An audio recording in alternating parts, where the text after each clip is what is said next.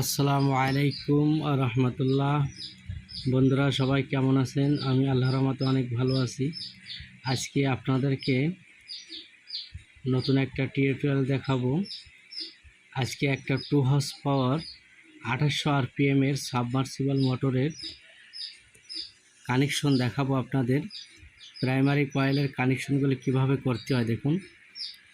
হ্যাঁ, দেখুন আমি করতেছি কিভাবে, আপনারা দেখে অবশ্যই শিখতে পারবেন।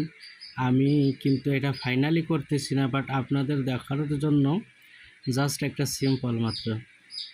আমি যখন ফাইনালি করব তখন অবশ্যই ভিডিও করে আপনাদেরকে দেখাবো। আপনারা ভিডিওটা দেখবেন, অবশ্যই দেখলে শিখতে পারবেন। দেখুন কিভাবে আমি কানেকশন করছি এক ফেজ মোটর। কানেকশন কিভাবে করতে হয় সাবমার্সিবলে মোটরের কয়েলের কানেকশন কিভাবে করতে হয় দেখুন।